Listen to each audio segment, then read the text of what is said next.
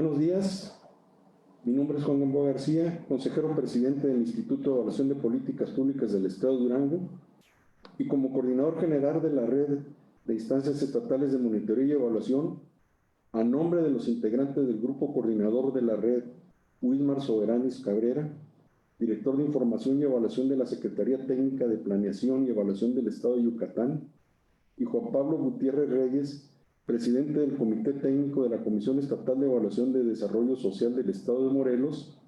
Es un privilegio darles a ustedes la bienvenida a la conferencia Enfoque de Derechos en la Medición de la Pobreza.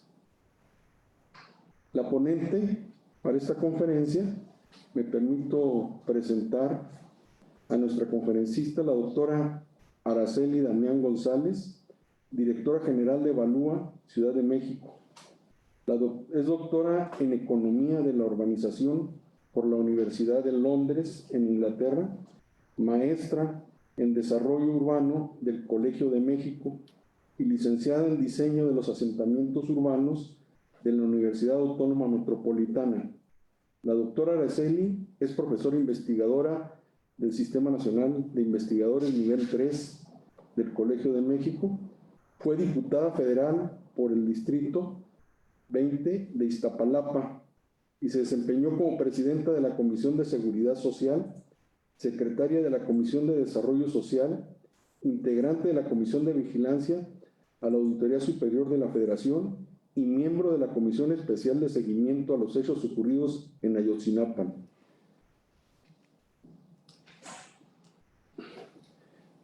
Tiene una videocolumna semanal en Noticias Arestigui y fue colaboradora en el periódico El Financiero. Ha estudiado la política social y la pobreza desde diversas perspectivas, como el impacto de las políticas económicas en los niveles de vida de la población, la crítica a los métodos de la medición de la pobreza, la evaluación de la pobreza en México y América Latina y su relación con el género, el mercado laboral y el uso del tiempo. Dejo con ustedes a la doctora Araceli. Bienvenida, doctora. Muy buenos días a todas y a todos. Muchas gracias, Juan, presidente de esta red, y a mis compañeros y compañeras de la red que nos acompañan. Agradezco muchísimo la invitación a compartir algunas de las reflexiones que yo he estado desarrollando desde hace varios años, ¿no? En torno a lo que podemos establecer como el enfoque de derechos. Se ha utilizado más para hablar del enfoque de derechos en materia de política social, pero yo he insistido mucho en la necesidad de que este enfoque de derechos pues también lo incorporemos en la medición de la pobreza, ¿no? Entonces, bueno, mi presentación el día de hoy es precisamente sobre esto y tratar de explicar de qué estamos hablando cuando yo propongo que adoptemos el enfoque de derechos en la medición de la pobreza, ¿no?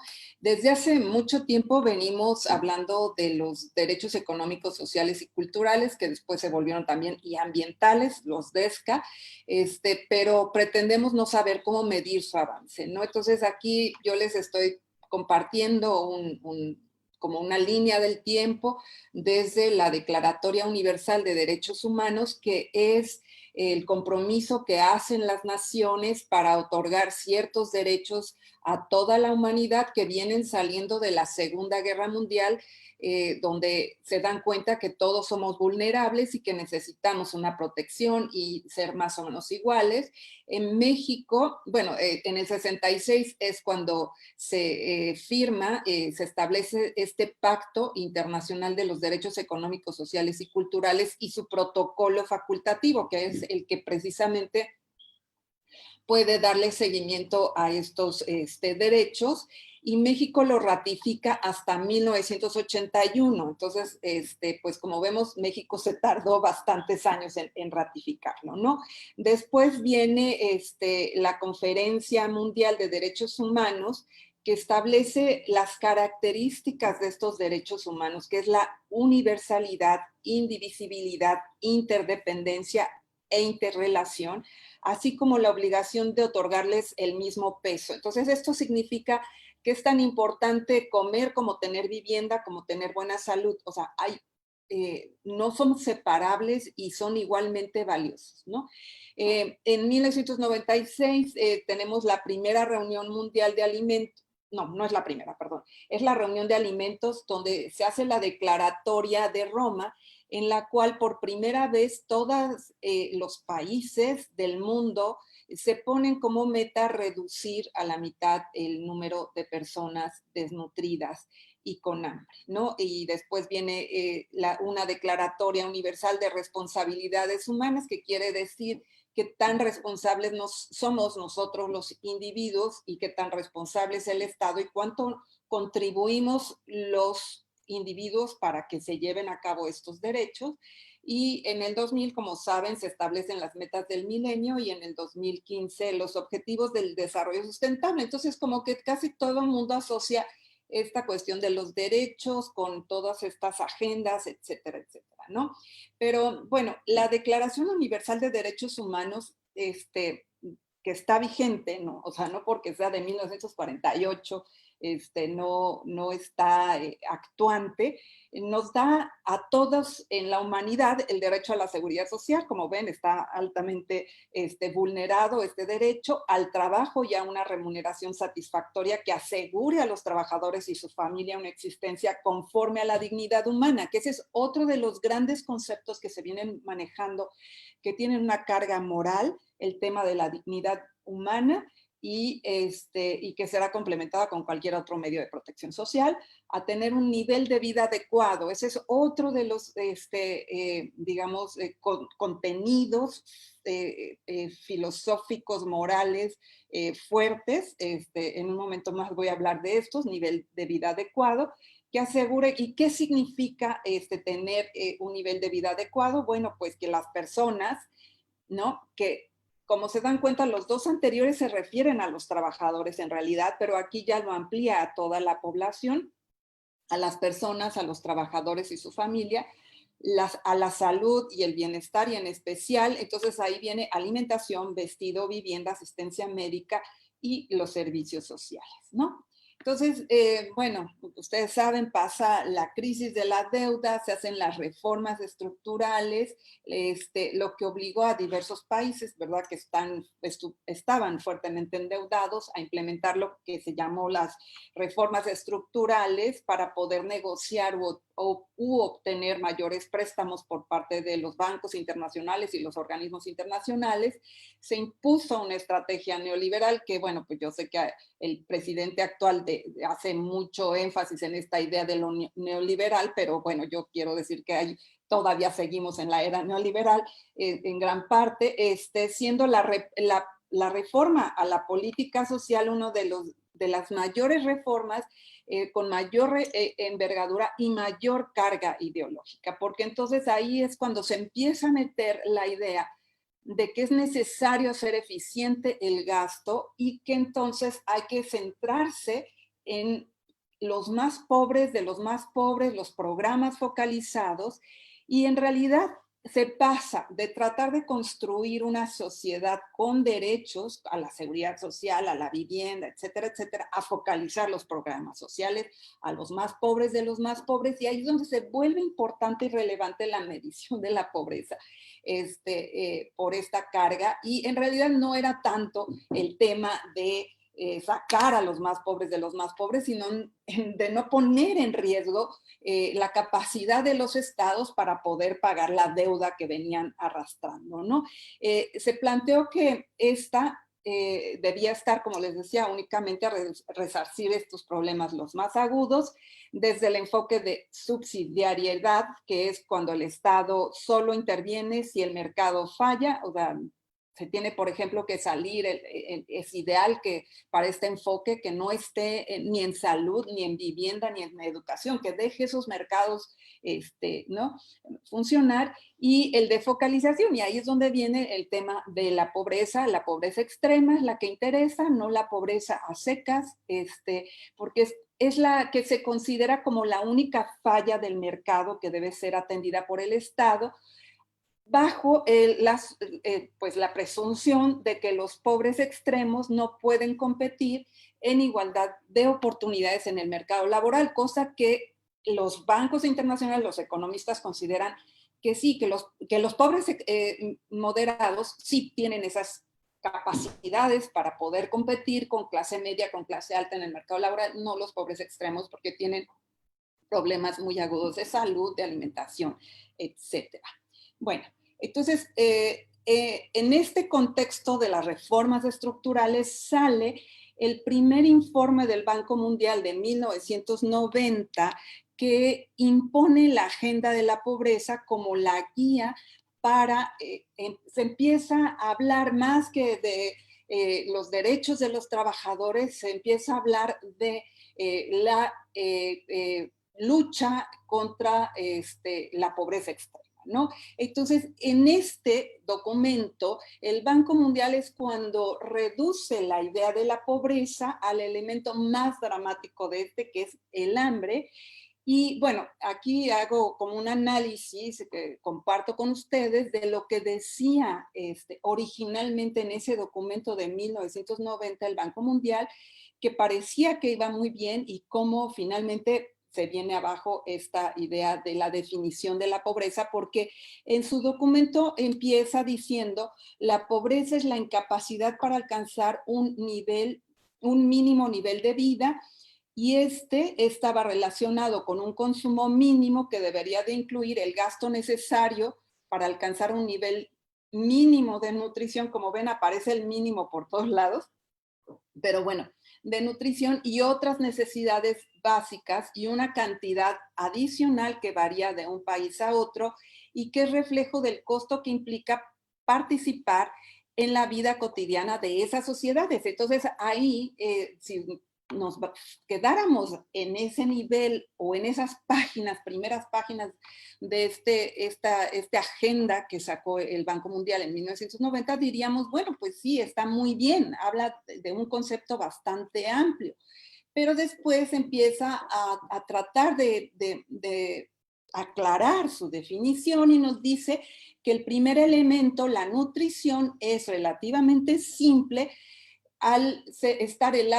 Solamente basta elaborarlo con los precios de los alimentos que forman parte de la dieta de los pobres. Y aquí empezamos a notar un, un parámetro que se impone desde el Banco Mundial y que se replica en las agencias nacionales que miden la pobreza, que es que, pues, fijarse en las dietas de los pobres, en el consumo de los pobres para identificar a los pobres. Es decir, hay una cuestión circular de tratar de identificar con la pobreza, que es absolutamente ilógico, ¿no?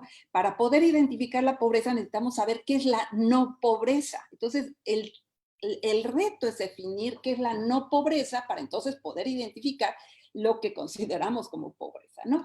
Y el otro tema que es muy importante, que es que habla del segundo elemento, que es esta cosa de la vida cotidiana, etcétera, etcétera. Dice, es por mucho más subjetivo.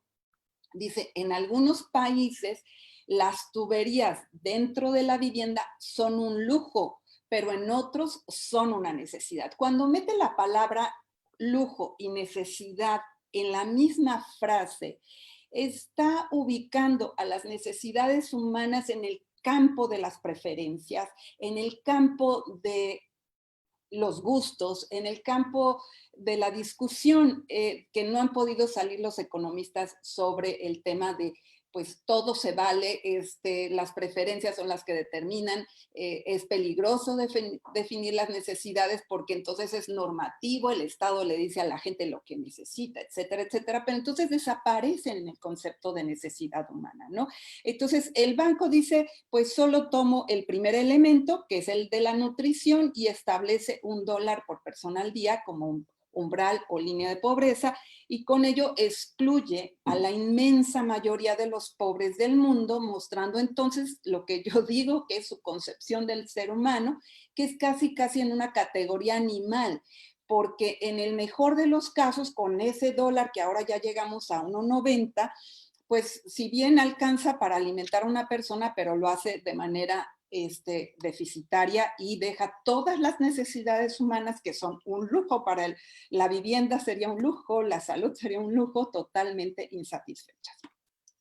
Bueno, el tema es si la medición de la pobreza es un ejercicio prescriptivo o descriptivo. Prescriptivo, como lo plantea Amartya Sen, es como tratar de imponer el investigador o el político o el medidor de pobreza sus valores en lo que considera la pobreza. Y descriptivo sería tratar de ver cómo está la sociedad y decir, bueno, pues la sociedad vive así, así, así, y considera como lo valioso a lo que hay que llegar esto. Y los que no lo tienen, entonces son pobres, ¿no? Entonces dice, para el Banco Mundial, más allá de la determinación de estos requisitos nutricionales, la definición de la pobreza es un ejercicio prescriptivo, es decir, es subjetivo, lo cual constituye un asunto de la moral o una búsqueda subjetiva del deber ser. ¿Cuáles deberían ser los estándares contemporáneos? ¿Qué siento yo respecto de todo esto, no?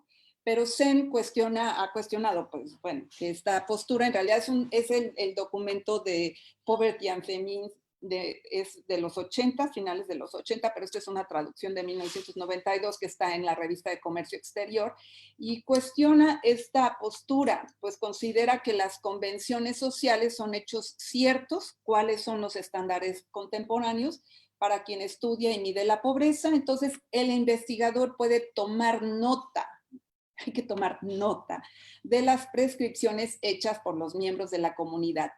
Dice, describir una prescripción, o sea, la sociedad sí hace prescripciones, pero el investigador las describe, ¿no? Entonces describir una prescripción prevaleciente constituye un acto de prescripción y no de, perdón, a ver, no los quiero confundir. Describir una prescripción prevaleciente constituye un acto de descripción y no de prescripción. Bueno, si hubiese alguna duda, pues con mucho gusto la contesto, ¿no? Entonces, bueno, yo me pregunto, bueno, ¿cómo es que llegamos a aceptar socialmente estos umbrales miserables de pobreza y decimos, sí estamos de acuerdo? Pues estamos muy influenciados por el positivismo lógico, que separa lo que son los hechos de los valores. Entonces, según el positivismo lógico, que se metió de lleno en la economía, en el análisis económico, y en la física y en una serie de las ciencias en general, nos dice que estos hechos están basados en objetos, pueden ser descritos mediante un lenguaje similar al de la física y por lo tanto son objetivos.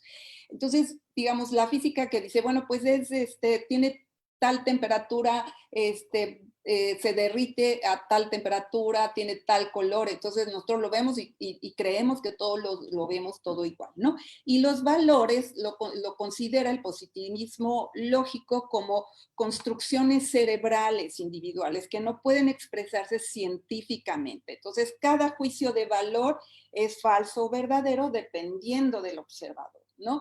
Y entonces cuando el positivismo lógico se apodera de la economía y de la economía del bienestar y de todo lo que estudia la pobreza, pues entonces, como el Banco Mundial nos dice, pues todo es objetivo, entonces ya no podemos llegar a acuerdos, a consensos sobre cuál debe de ser este marco ético para evaluar, porque aquí está el tema, o sea, somos una red de evaluación.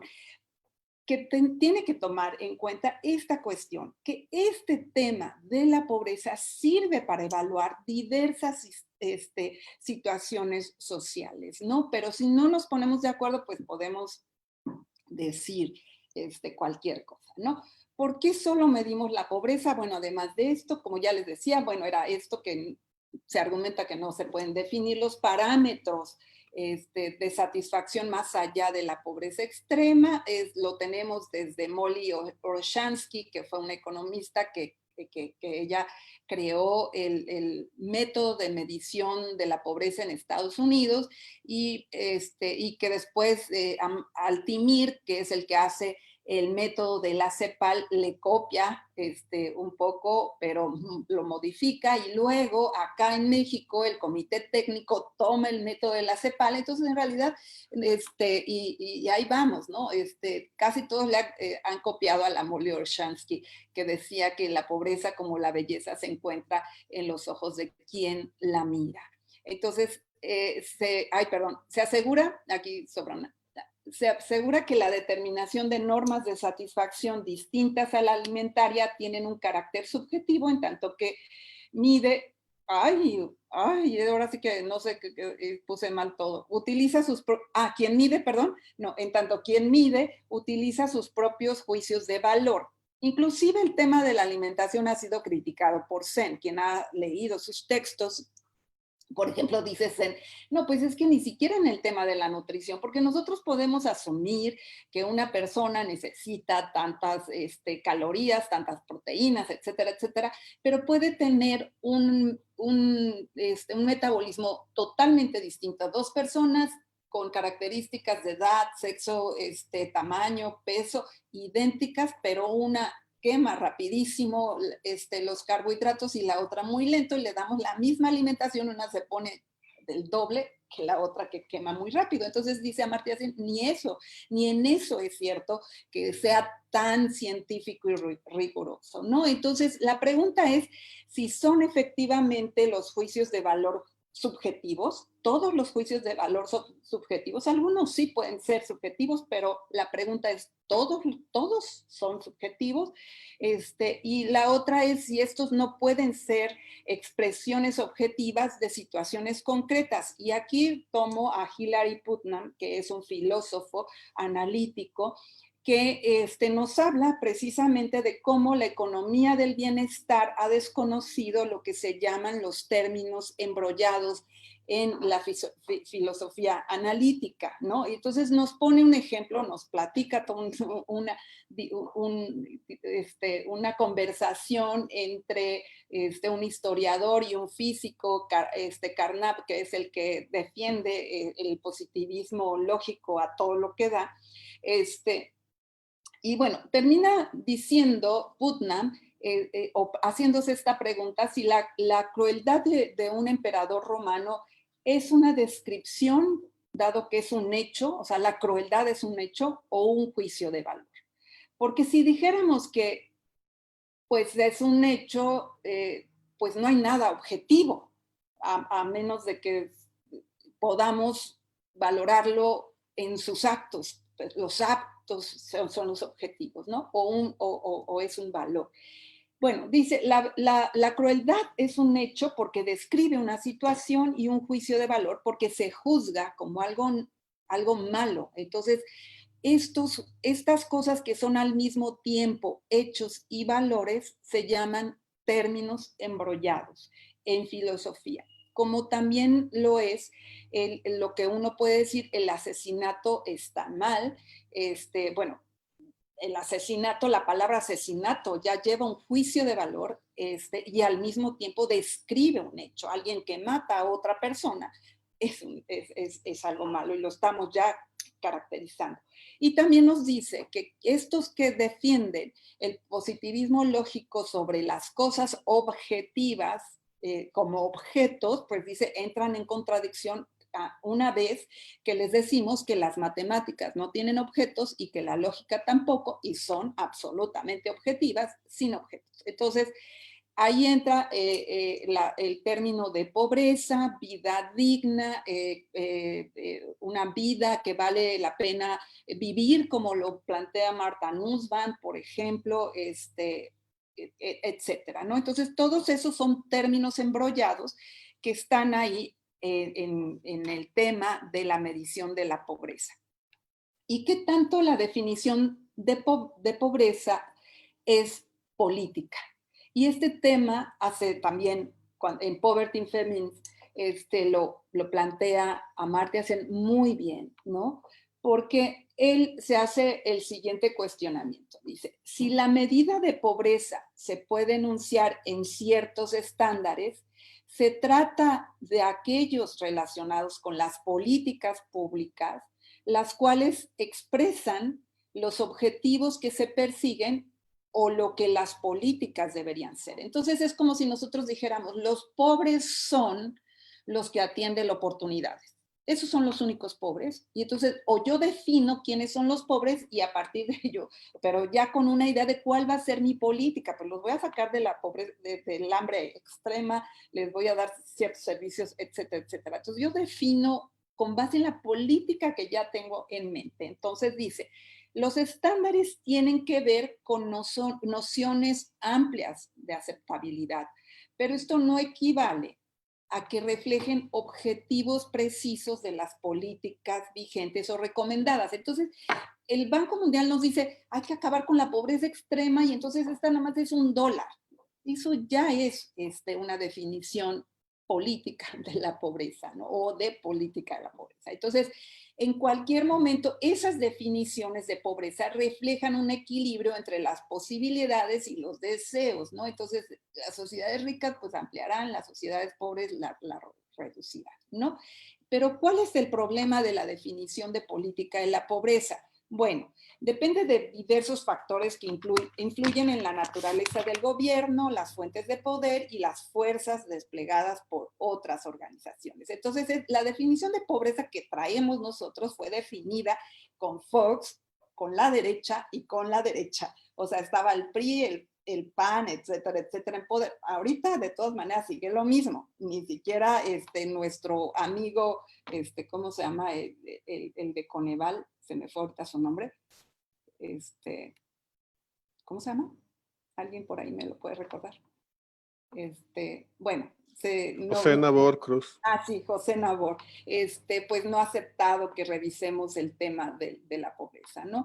Hay una clara diferencia entre la noción de privación de la idea de lo que debe eliminarse mediante la política. Ese es otro tema. ¿Qué queremos eliminar con la política?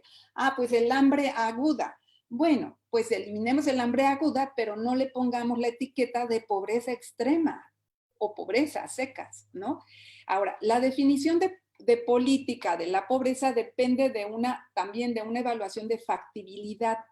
Implica puede. O sea, muchos gobiernos hacen eso. Es que yo defino el umbral hasta donde puedo, no hasta donde debo.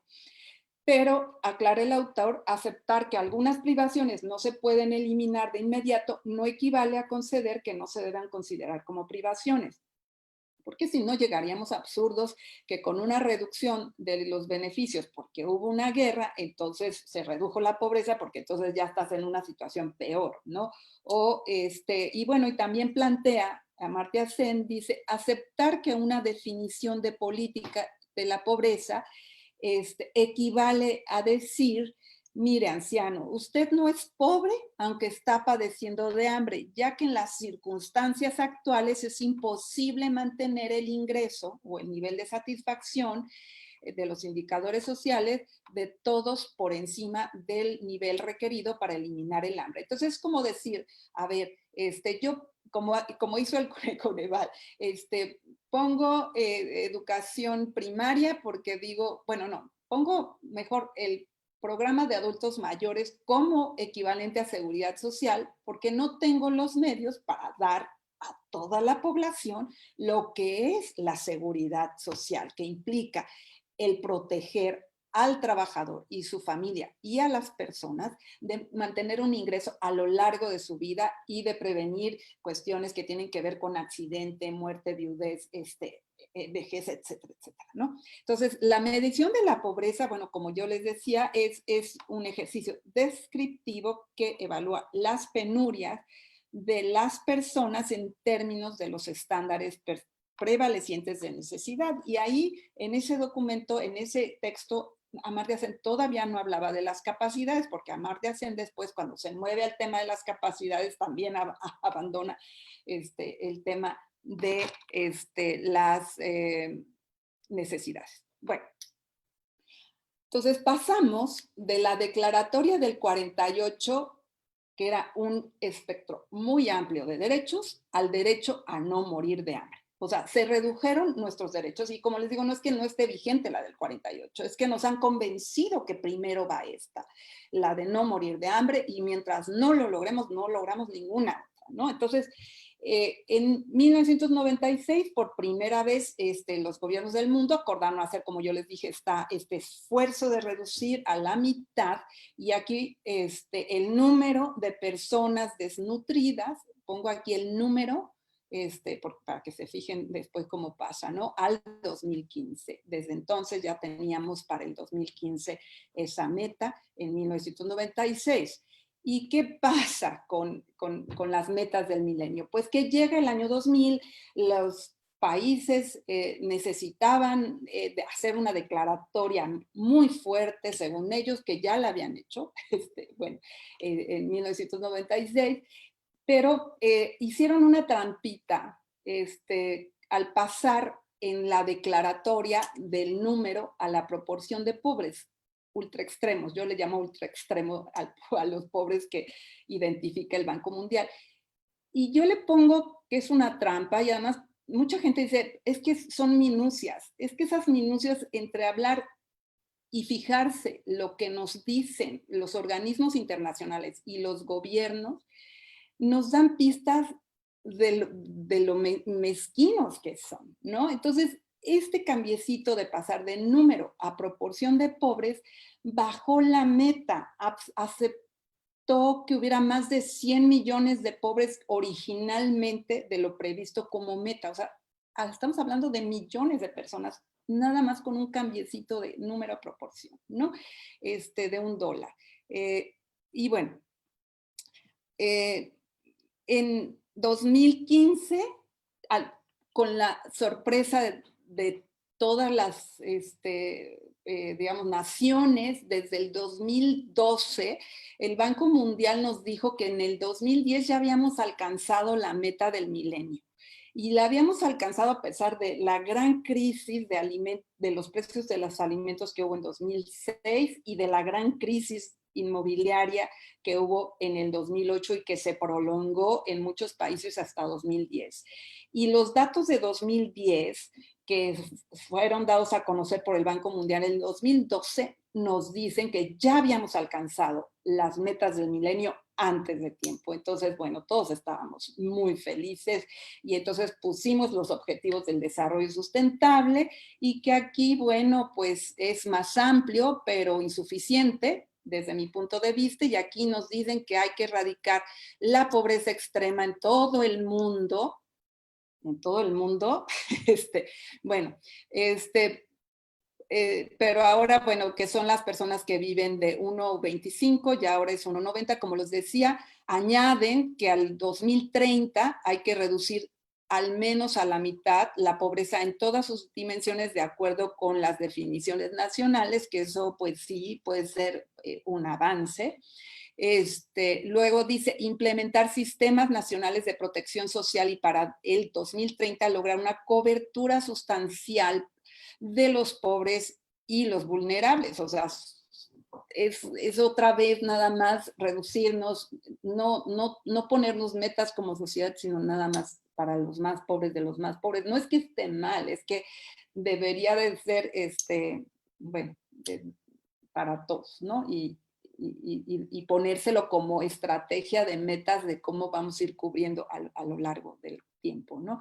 2030 asegurar que todos los hombres y mujeres, bueno, tengan igualdad en el acceso a una serie de cosas, en particular los pobres y los vulnerables, tengan los mismos derechos a los recursos económicos, al acceso a los servicios, a la propiedad y el control de la tierra y a formas de propiedad, herencia de los recursos naturales, nueva tecnología, etc. O sea, todo lo que no tienen los pobres para el 2030 lo tienen que tener, porque pues, los pobres no tienen ni recursos naturales o tienen muy poquitos comparado con los ricos y o herencias y todo eso. Bueno, y construir, y este es el más importante, es construir la capacidad de resiliencia de los pobres. O sea, no vamos a acabar con ellos, les vamos a construir su capacidad de resiliencia, porque van a seguir expuestos a una serie de eventos como como la pandemia, y hay que ayudarlos, en fin, ¿no? Van a ser impactos de clima, económicos, sociales y ambientales. Entonces, bueno, está bien. ¿Qué es lo que pasa? Bueno, ¿qué significa vivir con un dólar 90? Bueno, en primer lugar, el Banco Mundial utiliza los dólares de paridad de poder adquisitivo, que normalmente son de valor más bajo que el valor comercial. Entonces, si ahorita estamos hablando de 20 y tantos pesos, si ustedes consultan cuánto vale ahorita un dólar del PPA en México, equivale a 10 puntos con 63 pesos cuando el dólar está como a 23. Entonces, ¿qué es el dólar PPA? De paridad de poder adquisitivo? Significa la cantidad de moneda local que compra localmente lo mismo que compraría un dólar en Estados Unidos. Y lo construyen de una manera que ni los economistas entienden cómo es, pero es muy compleja y la verdad es que cada cierto tiempo cambian de base y es muy complicado, pero bueno, digamos, pues como pueden ver aquí, 1.90 de dólar significa vivir al día con 20 pesos, al mes con 600 pesos, y así estamos aún con 770 millones de personas en el mundo en esa situación. Entonces, esta es nuestra meta, estos de aquí, pero les suben tantito a la siguiente línea de pobreza del Banco Mundial, que es de 3.2 dólares, que ahí entramos los de América Latina. Pues entonces nuestra línea de pobreza son 34 pesos al día, son 1,000 pesos al mes, que es menos que la línea de pobreza alimentaria del Coneval. Y bueno, el porcentaje de población es 1/4 de la población mundial, y ahí ya estamos hablando de 2,000 millones de personas, y con 5.5 pues son 58 pesos, 1,755, ahí vive casi la mitad de la población con esta cantidad. Entonces son 3,557 millones de personas. Entonces cualquier cambiecito que le hagan suma millones. Y bueno, pues hay muchos críticos de la medición de la pobreza porque esta forma de medirla del Banco Mundial desconoce que también existe gente pobre en este tercer nivel es para los países de Europa del Este, pero desconoce que países como en Francia, España, Inglaterra, etcétera, etcétera, también hay pobres y requieren mucho más. Entonces hay un desconocimiento, ¿no? Ahora, ¿qué compromisos adquirió la comunidad internacional con estos nuevos ODS? Bueno, pues erradicar la pobreza ultra extrema en 2030 significa ampliar la ventana temporal para que continúen las muertes asociadas a la pobreza ultra extrema los próximos 15 años, algo que tiene carga moral, algo que han dicho que cuesta el equivalente, o sea, erradicar la pobreza extrema en el mundo, el PNUD, en los años 2000, dijo que equivalía a la cantidad de dinero que los países en Europa y en Estados Unidos juntos gastaban en comida para sus mascotas. Entonces, ese es el esfuerzo que tiene que hacer la sociedad para sacar a quienes viven en pobreza ultra extrema. Pero además, en esta contabilidad se nos van pues los pobres que se mueren de hambre. o las enfermedades asociadas a la pobreza, ¿no? Extrema. Esto debería atenderse de manera inmediata y la otra es que el otro cálculo que se ha hecho es que su erradicación costaría 1.2% del ingreso disponible de la población más rica del planeta. Entonces, cuando nos dicen, es un esfuerzo gigantesco lo que están haciendo las naciones, oigan, 1.2% del ingreso del 10% de los más ricos, pues podría, hay espacio para hacerlo, ¿no? O el gasto de mascotas también. ¿Por qué es importante, desde la perspectiva de evaluación, establecer la relación entre derechos humanos y pobreza? Bueno, porque las estimaciones oficiales del Banco Mundial, del gobierno del federal, de la Ciudad de México, etcétera, son ampliamente citadas. En la mayoría de los casos se trata de medidas arbitrarias que en el mejor de los casos identifica la pobreza extrema, son la base para la definición de políticas públicas y no se fundamentan en alguna valoración de los recursos sobre los cuales dependen los seres humanos para satisfacer sus necesidades humanas. Bueno, estoy en este tema del enfoque de derechos, que está muy de moda, que lo ha promovido el PNUD, CEPAL, está muy de moda, pero como ven, el tema de derechos viene ya desde hace mucho tiempo, desde mediados del siglo pasado, y seguimos en la misma. Pero bueno, ¿qué me preocupa del discurso del enfoque de derechos? Bueno, pues que dice que se busca contar, bueno, el enfoque de derechos se busca cortar con anteriores prácticas de desarrollo centradas en la identificación y satisfacción de las necesidades básicas. Entonces, pues ya, o sea, el tema de los derechos sin la identificación de las necesidades básicas se quedan en el vacío. Y dice, de la población beneficiaria y reemplazarlo por prácticas basadas en reconocimiento de que toda persona es titular de unos derechos inherentes, pero ¿cómo que se quedan en el vacío si no los definimos? Y dice, el objetivo ya no es la satisfacción de necesidades, ¿no? Entonces, ¿cuál es? Decir que yo tengo derecho a la vivienda y que vivo en un cuarto de cartón, bueno, tiene el derecho. Que no lo pueda adquirir una casa digna, pues eso es otra cosa, que su sociedad no se lo permita, pero entonces es muy riesgoso este discurso que nos destruye el vínculo entre derechos y necesidades. Y dice, los derechos implican obligaciones, lo cual está bien, las necesidades no. Entonces, o sea, los derechos no expresan necesidades humanas. El derecho a una vivienda no es una necesidad. Bueno, la necesidad humana es protegerse del ambiente, tener un lugar adecuado donde vivir, donde uno no se enferme por estar a la intemperie, una serie de cosas, ¿no? Tener privacidad, ¿no? Hablar de derechos implica hablar de quién tiene la responsabilidad, pero la responsabilidad entonces ¿de qué? Legislativa, de ponerlo en leyes, eso no es un derecho. Los derechos a ese nivel no son derechos, ¿no?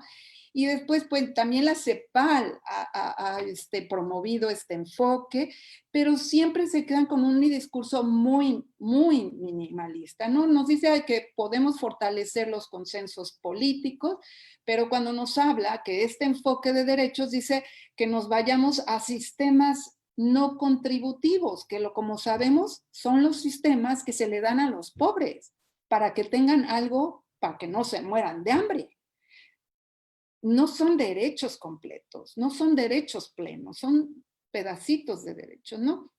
Nos hablan también, ¿no? Dice, definen los niveles de protección social y nos hablan de garantía mínima, no de garantía óptima.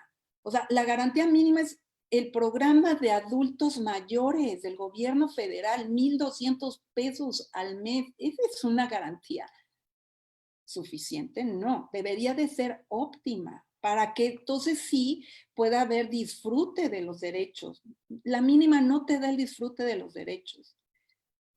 Y después contribuye a la igualdad y nos dice que hay que reducir las brechas de oportunidades, pero debería de decir y resultados. O sea, si no le quieren quitar la palabra de oportunidades, es que todos tenemos ahí las escuelas públicas y privadas, todos tenemos la oportunidad de entrar a una o a otra, pero a mí como Estado lo que me debería de preocupar es que quien estudia en escuela pública tenga la misma calidad de educación que una privada, y que estudiar en escuela pública y privada no signifique una diferencia después de resultados del tipo de empleo que la persona va a conseguir. Eso sería distinto a decir, que todos tengan oportunidades, que rásquense con sus uñas, ¿no? Entonces, por eso es que yo dudo mucho.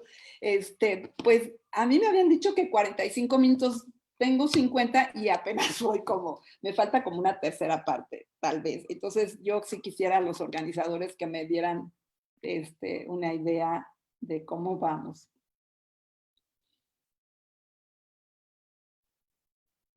Doctora, adelante si gusta continuar con la presentación.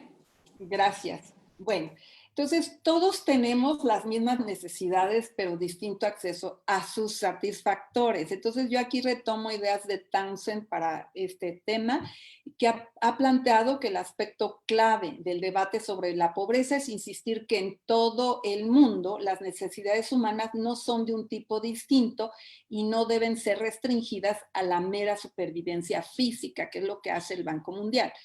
Para el autor, sugerir que la gente poco sofisticada, es decir, los pobres, ¿no?, tienen menos necesidades que los miembros de civilizaciones complejas, ¿no?, es una arrogancia, tanto como el que las clases dominantes, quienes definimos la pobreza, finalmente formamos parte, al menos en ciertas élites, sugieran que las necesidades de los pobres pueden ser propiamente cubiertas si se les provee de los medios de subsistencia. Entonces tenemos un enfoque de medición clasista. Hay que reconocerlo. A los pobres, techo de lámina. A los clase media, pues, de tabique, ¿no? Bueno, derecho a la satisfacción. Los individuos tienen el derecho a la satisfacción óptima, como les decía, de las necesidades humanas, y la liberación humana debe ser medida a través de la evaluación, ahí viene otra vez, del nivel al cual la satisfacción ocurre. ¿Sí? Esta es una idea de unos autores, que es un filósofo y un médico que se llaman Doyle y Goff. Dice, la ascripción de una responsabilidad, o sea, para que nosotros le pidamos a los pobres que trabajen eficientemente y sean productivos y no sé qué, debe llevar consigo la idea de que el responsable tiene derecho al nivel de satisfacción necesario para actuar en consonancia. Entonces, si yo le doy vida de pobre, ¿cómo le pido productividad de alguien que ha satisfecho sus necesidades? Lo que implica acceder al óptimo de satisfacción como obligación básica de los gobiernos, no la mínima, ¿no? Para que el mejor esfuerzo pueda ser desplegado por las personas, se tiene que brindar una proporción justa de los recursos disponibles. Ese es el tema. Estamos hablando de cómo se distribuye la riqueza en un país también, porque entonces necesitamos plantearnos cuánto necesitamos como Estado para proveer a todos de lo necesario, ¿no? Pero la satisfacción óptima sobrepasa cualquier derecho de satisfacción mínima o de preferencia, como ya les había dicho, y entonces habrá, por tanto, nociones sobre esta óptima, tenemos que tener nociones sobre los niveles de salud, aprendizaje y seguridad emocional asociados a tal esfuerzo que le pedimos a las personas que hagan, ¿no? Tales niveles tienen existencia social objetiva, ¿no? Quien mide la pobreza en general, como les decía, hace estos razonamientos circulares. El concepto de subsistencia únicamente incluye las necesidades físicas y no sociales. Los humanos no son entes que requieren únicamente restituir su energía, tienen que cumplir muchas otras funciones como trabajador, ciudadano, padre, compañero, vecino. Entonces hay una violencia tal y nos preguntamos por qué será, ¿no? Bueno, pues porque con bien poquito les pedimos que hagan un montón. Las personas no solamente son consumidoras, también son productoras de bienes y servicios, y entonces todo eso, para que lo puedan realizar de manera adecuada, pues requieren serie de instalaciones como el agua, el drenaje, servicios públicos, colectivos, la luz, etcétera, etcétera, ¿no? Que haya alumbrado público. No solo se requiere ingreso, también se requiere de tiempo para ciertas actividades productivas y reproductivas, el ocio, etcétera, etcétera, ¿no? Entonces, la definición de pobreza relativa, bueno, pues de Townsend nos dice que pues las personas, ¿verdad?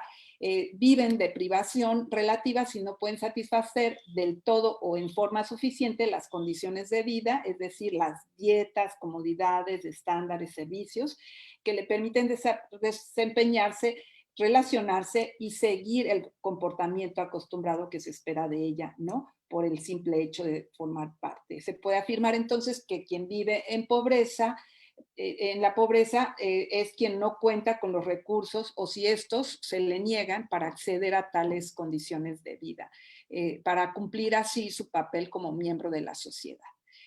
Los derechos sociales no son los que, son los que presentan la mayor deficiencia comparado con los civiles y los políticos, no solo porque fueron los últimos en establecerse como parte de la configuración de los derechos de ciudadanía, por ahí del siglo XIX y XX, sino porque generalmente las clases dominantes solamente reconocen como el derecho a la educación como la parte fundamental para los pobres.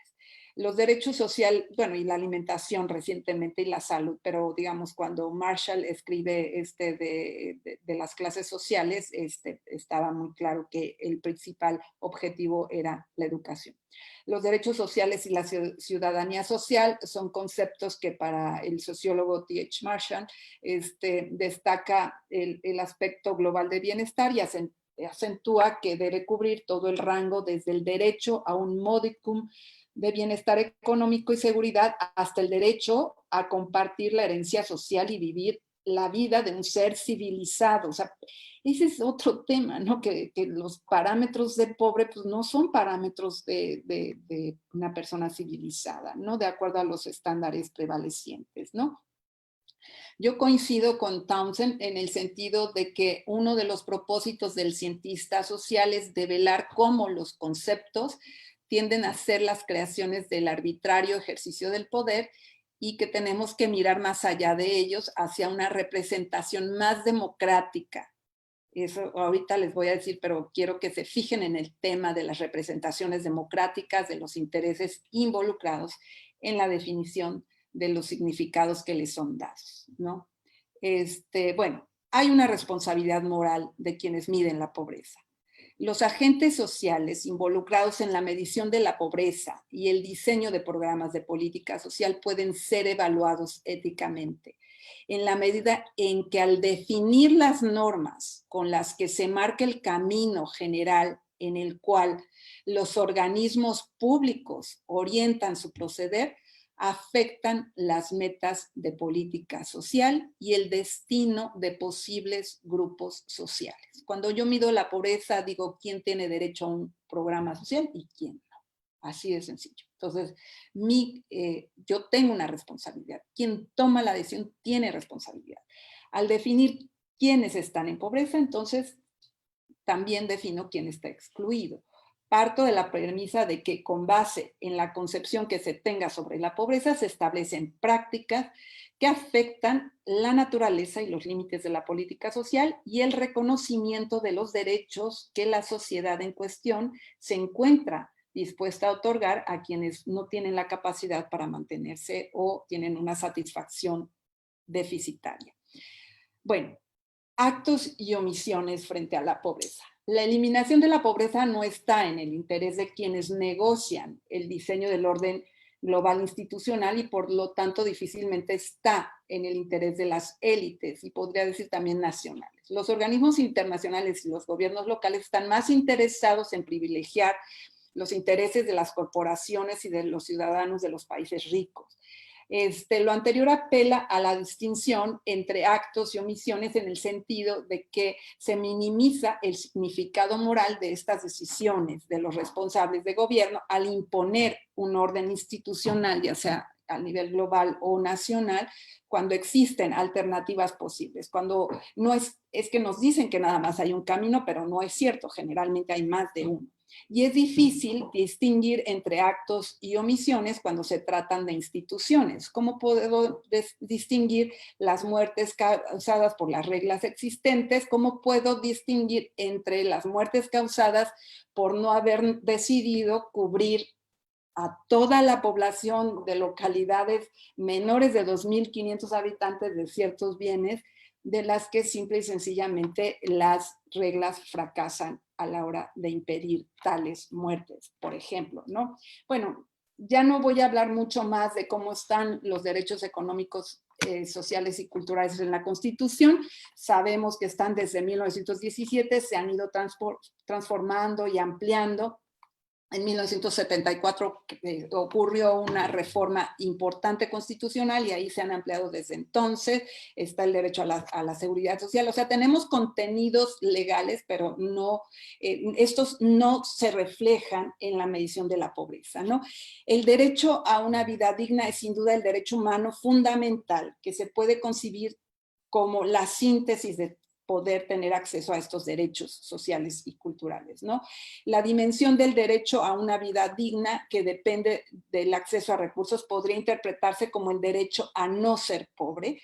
Este derecho quedaría a un nivel muy abstracto si no especifico en detalle qué recursos o qué nivel de vida se requiere para no ser pobre, qué significa la pobreza. Y entonces, bueno, pues ya hay todo un tema de que hay elementos objetivos para definir lo que es pobreza. Esto lo viene discutiendo Adam Smith, lo viene discutiendo Marx, lo viene discutiendo Amartya Sen, Townsend, en fin, ¿no? Entonces, existe una larga tradición en la medición de la pobreza para estos umbrales, para establecerlos. Si bien existen discrepancias sobre cuál es el umbral mínimo que corresponde a cada necesidad humana, los métodos de medición no pueden evitar expresar de una u otra manera cuál es el umbral que adoptan, ¿no? Entonces, Volvinic, por ejemplo, nos dice que si existen dudas sobre cuál es el umbral, si Seguro Popular o el IMSS como norma, pues bueno, podríamos entonces plantearnos ciertas gradaciones en términos de la satisfacción, no satisfacción de distintas soluciones para la misma necesidad y cuando hay dudas, lo más bueno, una parte muy importante es recurrir a los expertos para conocer su opinión, ¿no? Bueno, pasamos del tema en México de la pobreza por ingreso a una pobreza medida con 8, ya son más variables, y la pobreza, ampliaron el número de variables, redujeron el número de pobres en 2008, con un TRIF, ¿no? Borraron de las cuentas 3 millones de pobres. Pero bueno, también es muy importante tomar el tiempo disponible de los hogares, que no se mide en México más que en el método que hacemos en Evalúa.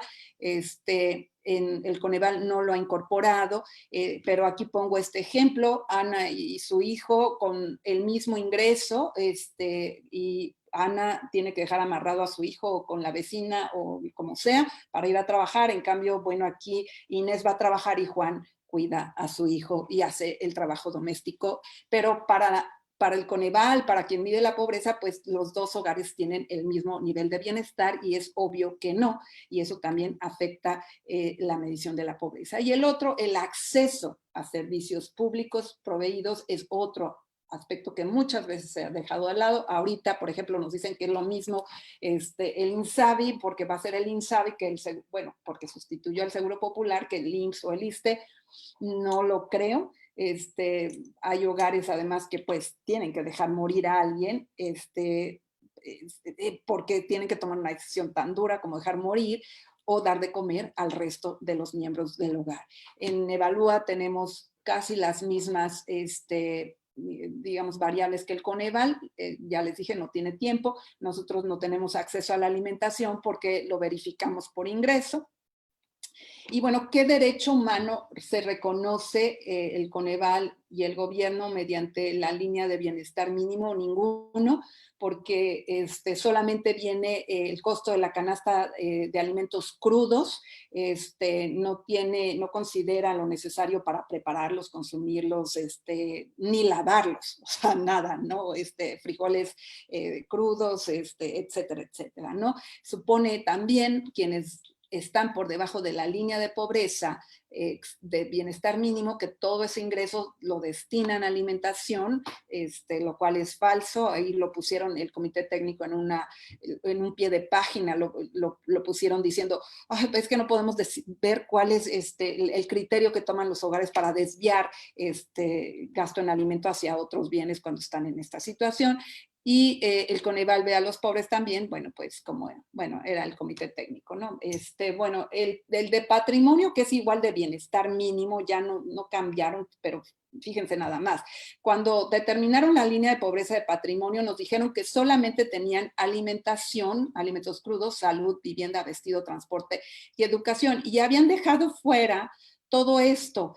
Enseres y aparatos domésticos, muebles, utensilios domésticos, todos los blancos. O sea, la gente vivía en su casa, pero sin muebles, o sea, quien era no pobre para el comité técnico no tenía ni muebles, ni cortinas, ni sábanas, ni utensilios, ni papel de baño, ni jabón, nada. Nada de eso, porque nada más estaban estos gastos.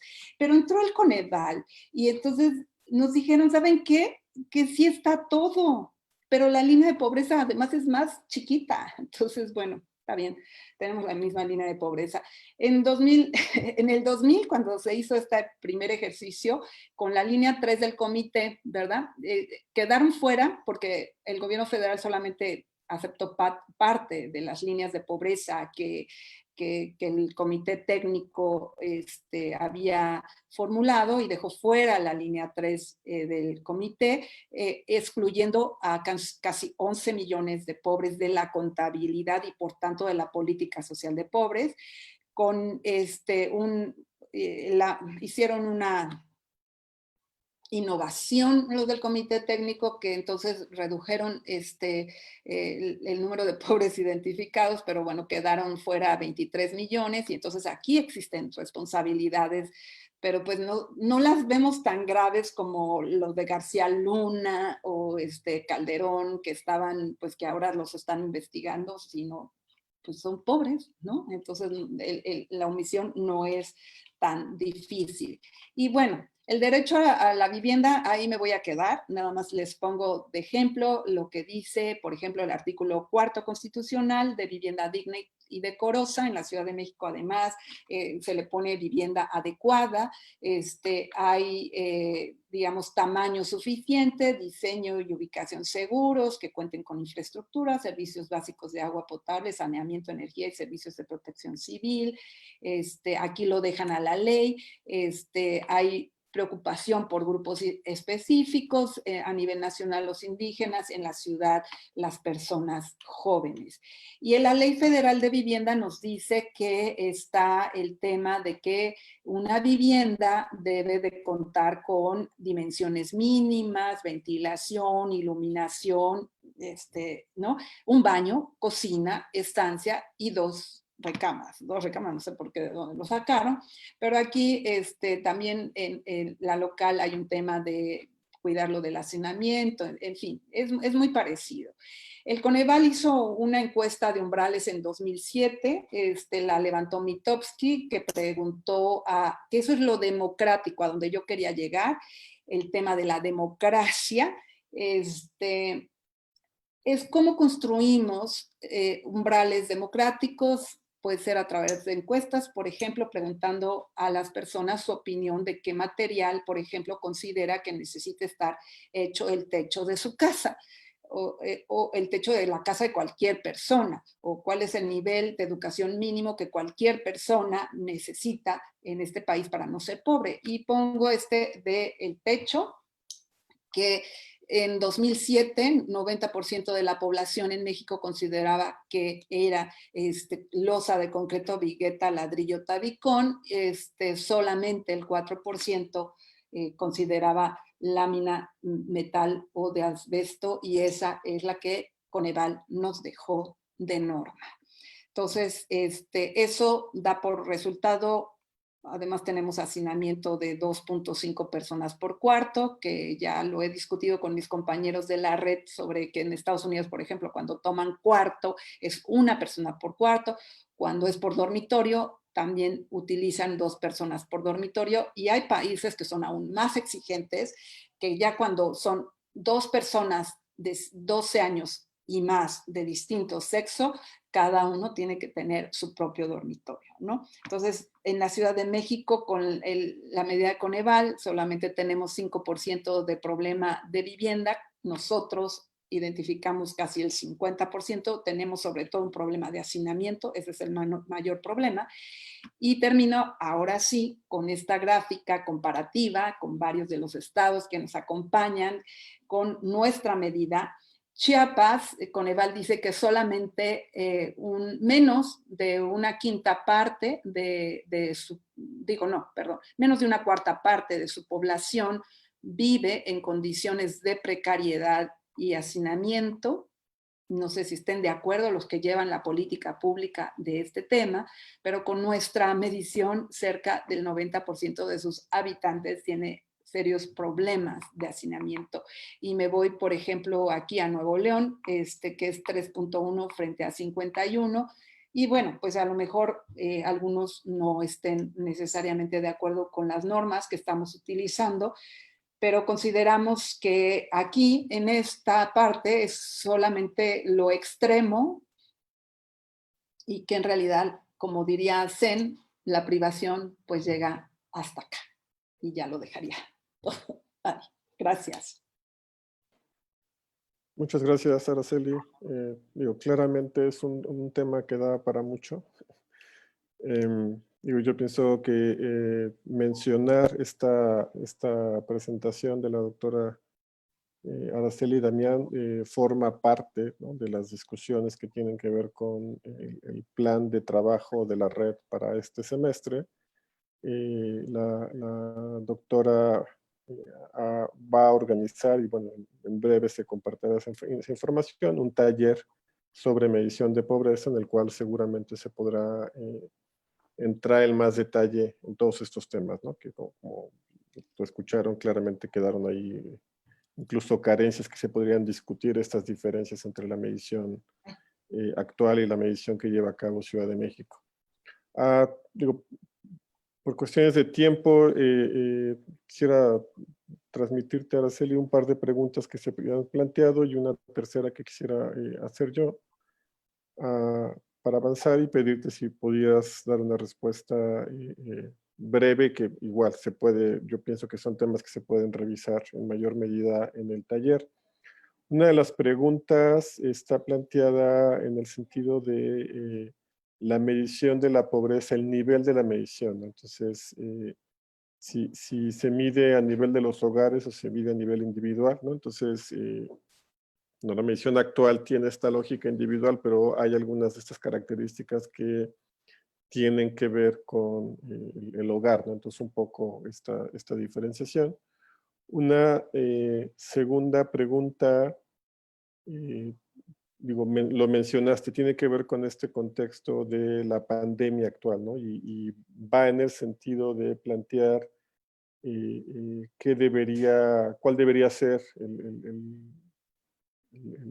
los pasos o la respuesta en términos de la medición de la pobreza, ¿no? Digo lo que ya, bueno, Coneval ya hizo una estimación, hay estimaciones también del Banco Mundial, de los organismos, también esta iniciativa de Oxford de medición multidimensional, ¿no? Todos tienen estas estimaciones que hablan de si va a incrementar la pobreza, ¿no?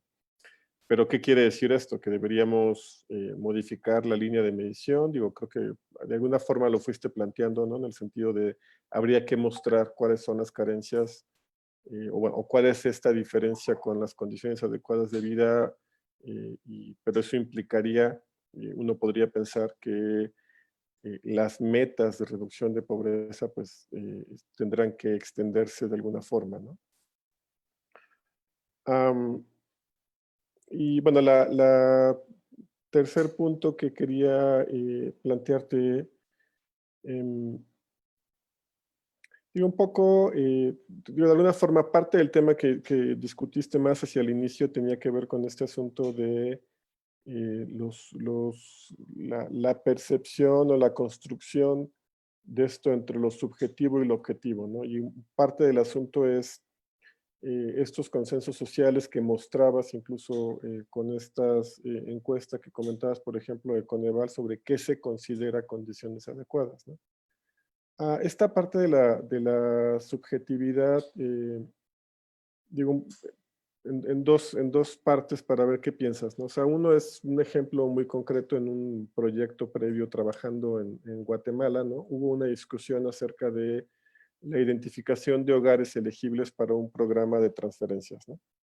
Entonces se trabajó con, como se hace en la mayoría de estos programas, con algún índice, puntaje, ¿no? Que identifica un cierto umbral, ¿no?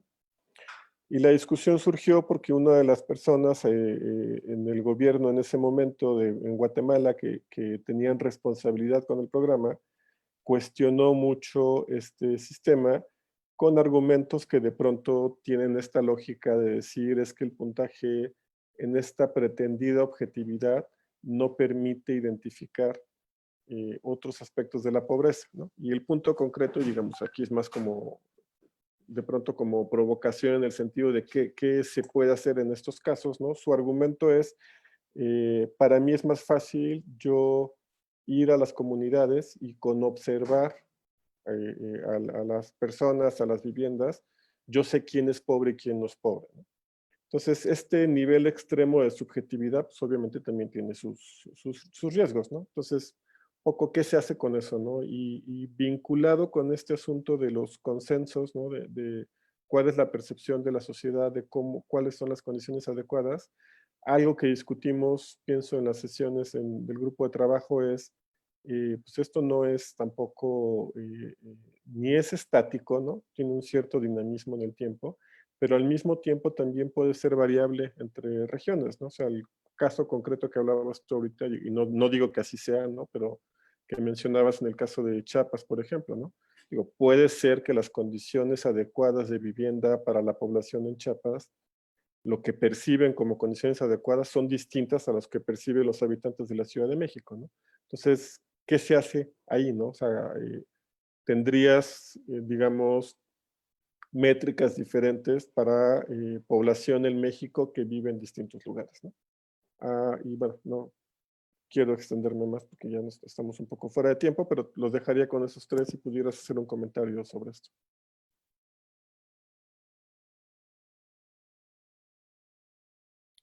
En lo que respecta a las variables hogar individual, pues lo más correcto son variables individuales, pero efectivamente hay muchas variables que necesariamente son a nivel de hogar, como las características de la vivienda. O sea, los individuos normalmente viven en hogares, entonces, digamos, hay muy pocos hogares unipersonales. Y entonces las características de hacinamiento, dotación de servicios, pues afectan de manera, digamos, homogénea o casi a todos los habitantes. Entonces se comparte, si bien se comparte la característica, tengo la afectación yo de manera individual.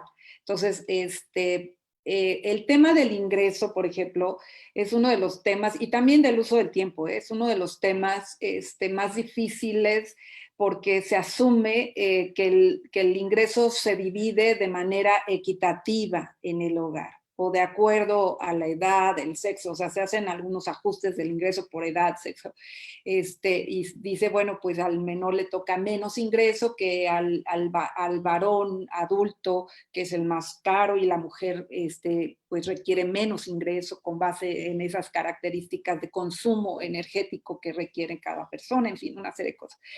Pero sabemos que no, pues que el ingreso, pues quien gana normalmente es quien se lleva la mejor tajada y los demás puede haber hogares no pobres, donde individualmente las personas estén viviendo pobreza, porque no tienen disponibilidad de ingreso, pero no lo podemos medir. Es muy difícil la observación y no sacaríamos nada. Lo mismo pasa con el tiempo. Asumes que las responsabilidades pues, se pueden dividir de acuerdo a las cargas de trabajo extradomésticos. O sea, digamos, en nuestro caso, quienes trabajan extradomésticamente, pues por supuesto no pueden llevar la carga doméstica. Es quien no trabaja y de ciertas edades o quien no estudia, quien lleva esa carga doméstica, ¿no? Pero la distribuyes. Si hay 3 mujeres o, bueno, 2 hombres jóvenes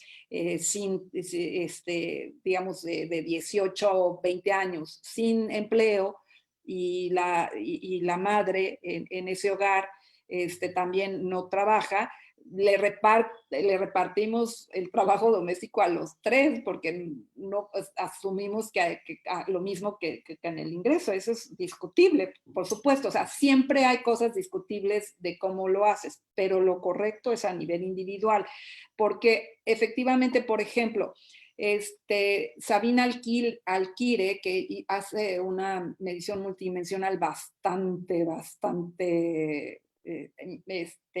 miserables, pero bueno, tiene digamos, el indicador educativo es si alguna persona en el hogar sabe leer y escribir, todo el hogar sale de pobreza educativa. Imagínate, es tremendo, ¿no? Es tremendo, pero bueno. Luego, en la pandemia actual, pues bueno, sí, va a aumentar la pobreza. Nosotros habíamos hecho, creo que Coneval había dicho 7, 8 millones de personas. Nosotros habíamos calculado 6 a nivel nacional, pero con una proyección de 6% de contracción del PIB. Y pues por los datos que salieron ayer, pues yo creo que va a ser más alto. Entonces nosotros más o menos tenemos como un punto porcentual con nuestra medición por cada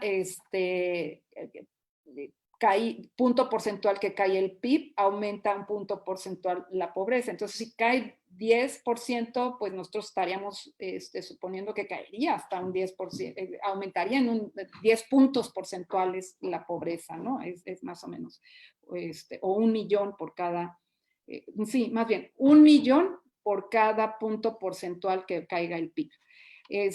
Bueno, yo sí creo que se debe de cambiar la pobreza en México, los parámetros de medición de la pobreza en México. Yo no creo que en Chiapas sea, digamos que se pone el ejemplo de Chiapas. Yo estoy de acuerdo y absolutamente, y siempre sale el tema de las diferencias culturales y climáticas que se deben de tomar en cuenta. Entonces, yo invitaría, por ejemplo, a quienes miden la pobreza en esas localidades que hicieran encuestas que consideraran la calidad y la capacidad de mantener los materiales en las viviendas. O sea, si vas a tomar como indicador adecuado techo de palma, que puede ser, para ciertos climas, tendrías que asegurar que las personas tienen dinero para fumigar, para mantenerlo, para cambiarlo, para limpiarlo. O sea, si tienes cómo medirlo, tómalo. Si no tienes cómo medirlo, no lo aceptes, porque los pobres normalmente lo tienen en muy mala calidad. Entonces, no es que, o sea, eso es como mi principio, ¿no? Y es como decir, bueno, nosotros sí estamos de acuerdo que se hagan medidas regionales. Es como decir, en el norte necesitan calefacción y aire acondicionado o un ventilador, pero no lo necesitas en Chiapas o en Veracruz, a lo mejor ahí nada más necesitas un ventilador, ¿no? Entonces son requerimientos energéticos absolutamente distintos. Entonces la línea de pobreza en el norte, para mantener caliente o en adecuadas condiciones climáticas tu vivienda, es mucho más cara que en el sur. porque gastas más en energía, etcétera, etcétera, ¿no? Y el tema subjetivo-objetivo, pues no nos podemos ir al extremo de que un individuo diga, es que según yo voy y digo quién es pobre y no es pobre, o sea, entonces eso sería absolutamente arbitrario, pero también lo es poner ciertos parámetros que castigan ciertas formas de vida. Es como lo que hacía el indicador del Prospera Oportunidades, que si tenías refrigerador, tenías una alta probabilidad de quedar excluido del programa. Entonces, eso castiga a hogares en las zonas urbanas que viven con refrigerador, inclusive las personas de bajos recursos, porque necesitan mantener en buena condición sus alimentos. Entonces, si haces algo de rajatabla, pues también pues puedes excluir a muchos, pero pues mira, yo creo que en esos casos cuando necesitas focalizar, deberías de tener el principio de focalización territorial y de áreas urbanas determinadas o áreas geográficas determinadas y no excluir a unos hogares de otros. Eso creo que, o sea, es mejor llegar con una estrategia territorial y entonces a quien le vas a dar, pues va a ser a toda la comunidad, aunque se te filtren, algunos no pobres, pero pues es menos costoso y creo que es más fácil. Inclusive la gente puede voluntariamente decir, yo no lo necesito y no lo voy a usar, ¿no? Gracias. Bueno, hay muchísimas preguntas, pero bueno, 3 últimas para cerrar. Wismar Soberani se pregunta sobre, mencionaste este asunto de no incluyeron la alimentación en Ciudad de México porque piensan que hay una doble conteo ahí, ¿no? Entonces, la pregunta es entonces, ¿cómo se mide la calidad nutricia de los alimentos y solo sus ingresos?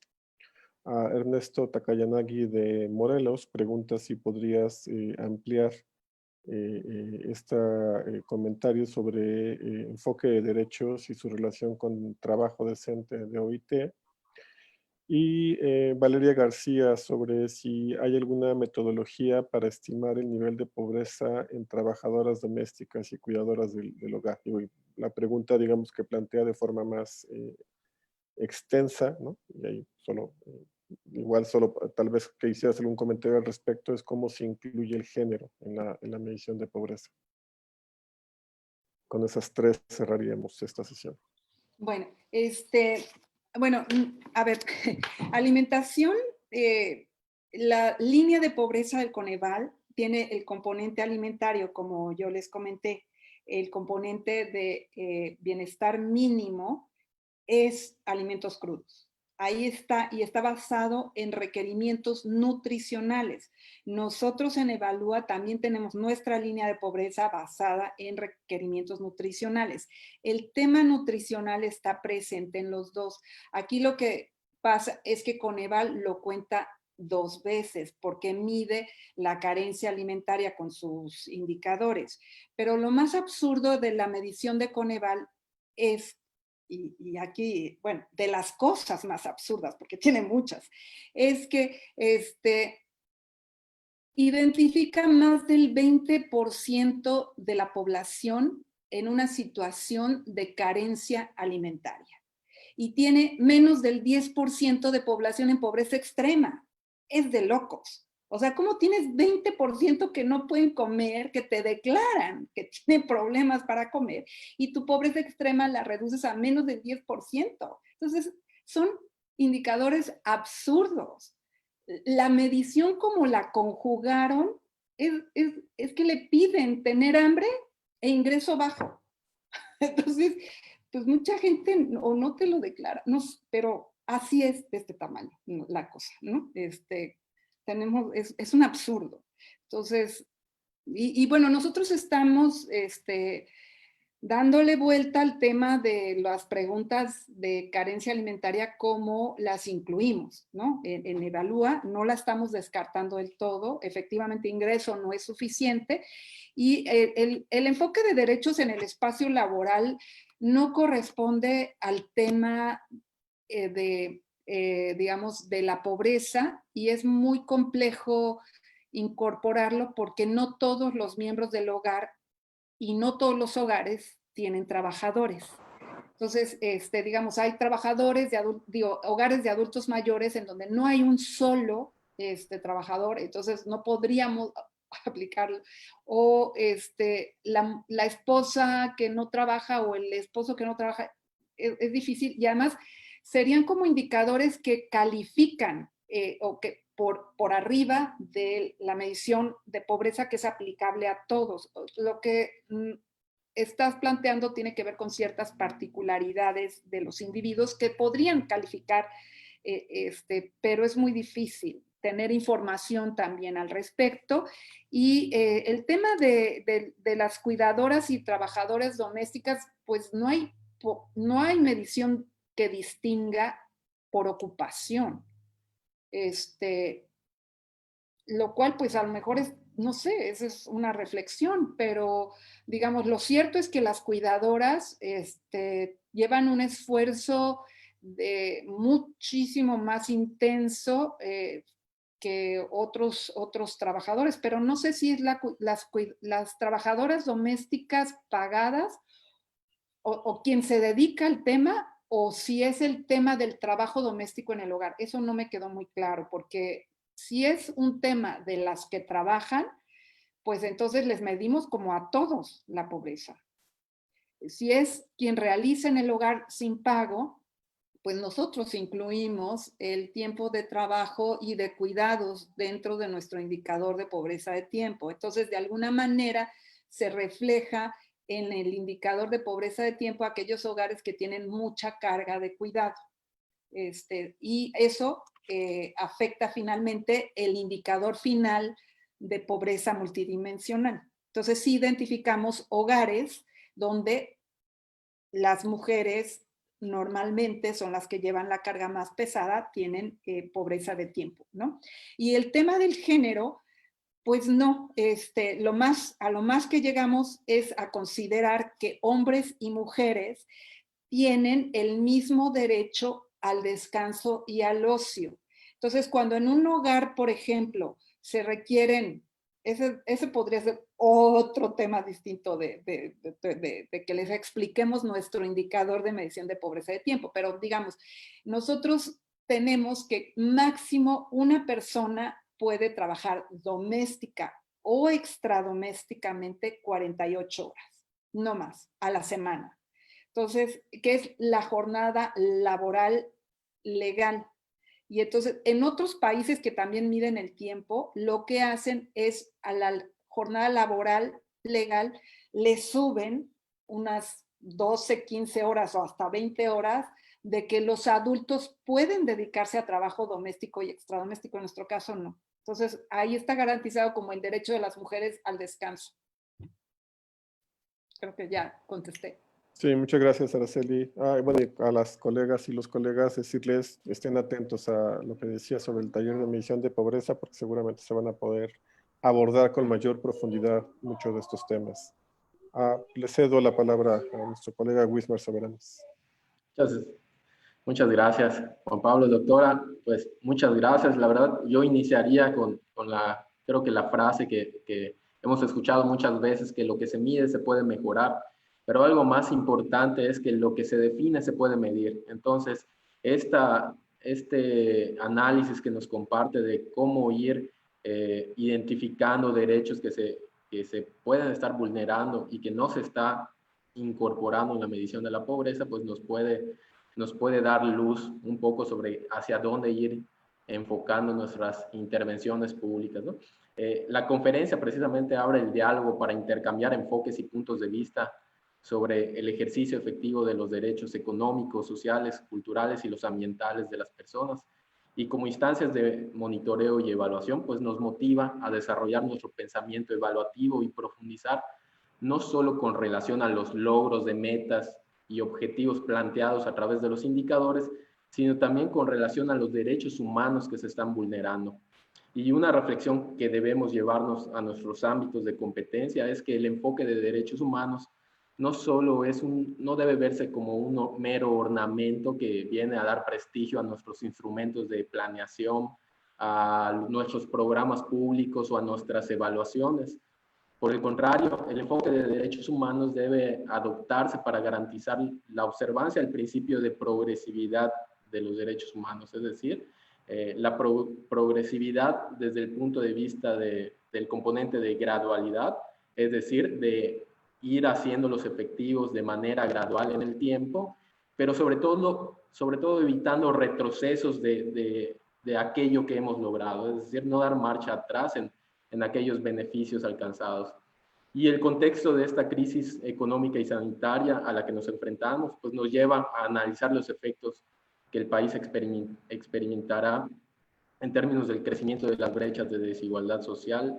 La pandemia de COVID pues, puso en evidencia las debilidades de nuestro sistema de salud, de educación y de la economía, y pues ya varias estimaciones que nos acaba de compartir pues nos plantean grandes retos. Finalmente, pues una segunda reflexión es el limitado espacio fiscal al que nos estamos enfrentando como autoridades, como Estado mexicano en nuestros distintos órdenes de competencia. Cada vez nos encontramos con nuevas funciones, obligaciones que cumplir, derechos que proteger y nuevos recursos por invertir.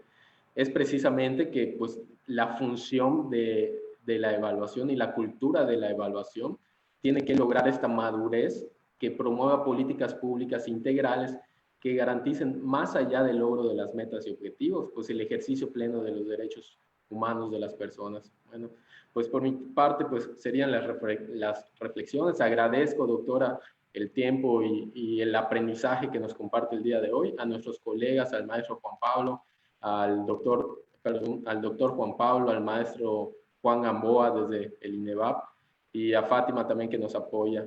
En título personal también un agradecimiento y un saludo desde Yucatán. Muchas gracias a todos y buen fin de semana. Gracias.